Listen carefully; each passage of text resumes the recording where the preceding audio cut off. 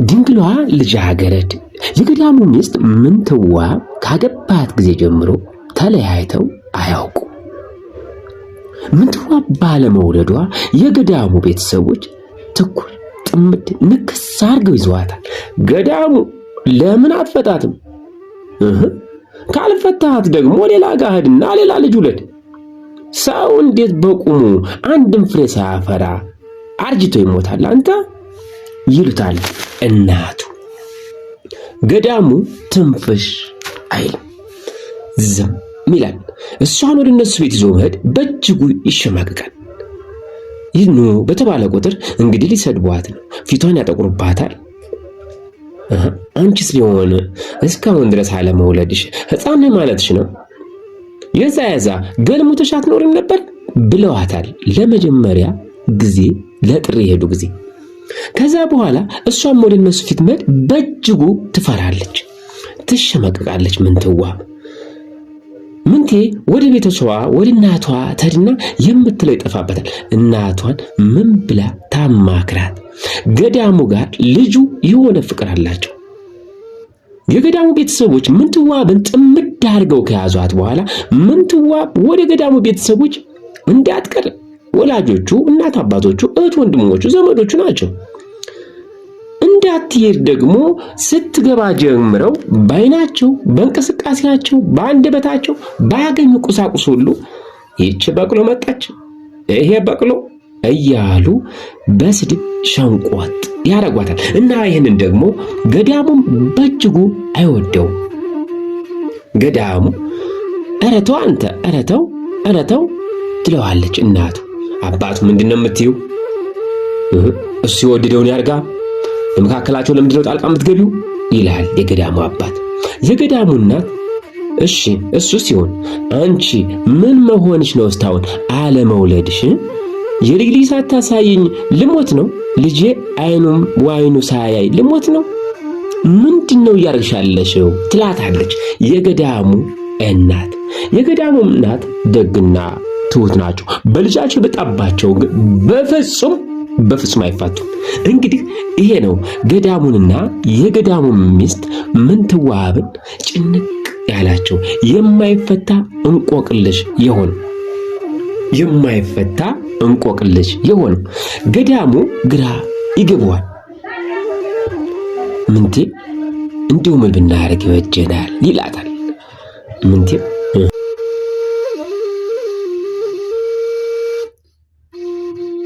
ወይ ደግሞ እኔ እንጃ ምን አውቄ ገዳሙ ትለዋለች። በእጅጉ ነው የምትወደው፣ ይንከባከባታል። ከአንደበቱ መጥፎ ነገር ዝንም አትልም። መስራት ነው። ለይላዋቂው ለሳር ቅጠሉ ትልቅ ክብር አለው ገዳም። ምንቴም ቢሆን ላየችው እንስፍስፍ ናት አንጀቷ። አቤት ሰው ተጎዳ፣ ሰው ተበደለ ሲባል አይኖቿ በእንባ ይርሳሉ ፈጥነው። አዛኝነቷ ልጁ ነው። የሁለቱ ፍቅር ግን በምን መንገድ እንደሚሄድ ግራ ተጋብተዋል። ከተጋቡ ይኸው ድፍን 6 ዓመት ያገባለት ማታ ሚዜዎቹ የድምሻሹን ለማየት ጓጉተው ወደ ጫጉላ ለማስገባት ደፋ ቀና አሉ። ሆነ ገዳሙና ምንትዋብም ወደ ተዋበችዋ የሳር ጫጉላ ቤት ገቡ። እንግዲህ የፍጥነት ቶሎ ይድረስ ነበርና ጫጉላ ቤቱ ከተመረገው ያልተመረገው ይበዛ ነበርና ሚዜዎቹ የገዳሙንና የምንትዋብን የክብርን ንጽሕና ግርሰሳ፣ የእሷን ጩኸት፣ የእሱን ልመናና ትግል፣ ዛቻና ማስፈራሪያ ሊሰሙ በየጥጋ ጥጉ በየማገሩ ተንጠለጠሉ። ነገር ግን አንድም ነገር ተንፍሽ የለም። ዝም ጭጭ አለ ጫጉላ ቤቱ። አንዳንዴ ያንሾካሾካል ገዳሙ ብቻውን። ምንትዋብ ድምፁ አይሰማ። በቃ ይህች ከብት ስጠብቅ በረኝነት አስወስደዋለች ማለት ነው አለንቻለው። ተው እንጂ አተች እኮ ያያ ተበጀሊና እሷ ብትል እንኳን እሷ ጋር የሚደፍር ያያ ተበጀን አይንም ወንድ አለ ግራ ቢገባኝ ነው። አይ ግራ ቢገባ እንዲሁ ለነገ ለተነገ ወዲያ ብሎ ነዋ። ገዳሙ መቼም ታውቀዋለህ እንደዛ ብሎ ቢተወው ነው እንጂ እሷ ጋር አትሆንም። ቢጠፋስ የጫጉላ ዕለት አንድ ሙሽራ አንድ ወንድ ሲነካካት ማኩተምተሟና ማልቀስ አይቀራል ማባሸቱ አይቀራል ብለህ ነው? አይደለም እሱ አይደለም። እና ለዛም ነው ተው እባክህ አለው። ሌሎችም ልጆቹ የተንጠለጠሉት ሁሉ ምንም ትንፊት ሲያጡ ወደ ጨዋታው ወደ ሰርጉ ቤት ሄዱ። እንግዲህ ድፍን 6 ዓመት በዚህ መንገድ ተጠቃለለ። ዓመቱ ይመጣል፣ ዓመቱ ይሄዳል፣ ቀኑ ይመጣል፣ ምሽቱ ይተካል። እንዲህ እያሉ ይኸው 6 ዓመት የገዳሙ እናት ስፍስፍ ብለዋል። ልጃቸው ወይ ከሌላ ሀዱ አልወለደ ወይ ከዚች ልጅ አልወለደ። ምንድነው እስር ጥምድ አድርጋ ያዘችው ልጅ ምን ብታዞርበት ነው? ምን ብታረገው ነው ትላለች። ጭንቅላሉና እንደው አንቺ ሰው ምን አለበት በህይወታቸው ጣልቃ ባትገቢ? እነሱን ከደላቸውና ከወደዱት ለምን አትያቸውም የራሳቸውን ህይወት አይኖሩ ይላል የገዳሙ አባት ተበጀ። መቼም ተበጀ ትልቅ ሰው ናቸው እንደኛቸው።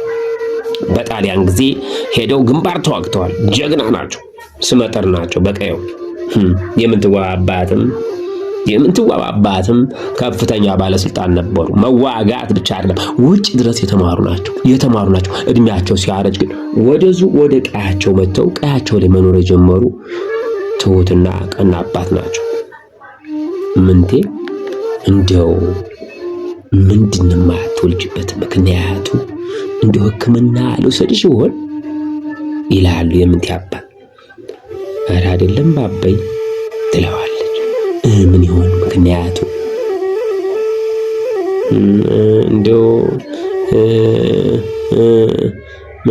ማለቴ እንደው እስቲ እንደው ፍርጥ አድርገሽ ነገር ወይስ የገዳሙ መካንነት ይላል። ኧረ በፍጹም አባዬ፣ ኧረ እንደሱ አይደለም ባባዬ፣ ኧረ ተው ባባዬ፣ ኧረ ተው፣ ኧረ እንደሱ አይደለም። እኔ እኮ የት አባቴ ልግባ? እናንተ የእሱ ቤተሰቦች ግራ ያጋቡ፣ የእኔ ቤተሰቦች መልሳችሁ ግራ ታጋቡኛላችሁ። እኔ ምን ላድርግ ባባዬ፣ ምን ላድርግ ትላለች ምንትዋብ እጅግ በጣም ግራ ተጋብታለች። የምንትዋብ አባት ሐሳቡን ወደ ፊት አመጥቶ ወደ ሕክምናው እንደሆነ ችግሯን መቅረፍ ይፈልጋል። እንድትነግረው እንድታባበው ይፈልጋል። ግን እሷ ትፈራለች። ይሄ ሲነሳ ይጭንቃታል፣ ይሄ ሲነሳ መግቢያ ቀዳዳ ይጠፋታል፣ ግራ ግብት ይላታል። አባቷም የሷን ግራ መግባት የአይኖቿን መንካራተት ያይና ተወት ያደርገዋል። እንደው ግራ ቢገባኝ እኮ ነው እኔ ያለሁ ሕክምናም ከሆነ ባሳክምሽ መውለድም ከሆነ እንግዲህ መጅስ ህፃን አይደለሽ እንግዲህ አንድ ፍሬ ወልዳችሁ ልጅ ብታሳድጉ ብዬ ነው። እኔ ለማን እለዋለሁ? ሀብት ንብረቷል ታውቂዋለሽ፣ ለማን እለዋለሁ? ደግሞስ እንደዚህ ነው እንዴት የሚደረገው ይላታል። በነገር በዛቻም ሊያግባባት እየሞከረ ምንትዋብ ባባይ እኔ ምንም የኔ አይደለም ባባይ የኔ እና የሱ ነው ያልሽኝ ነው? የሱማ አይመስለኝም ባባይ። ምንድነው ችግሩ? እኔ እንጃ ባባይ፣ እኔ እንጃ። ጉድ እኮ ነው እናንተ።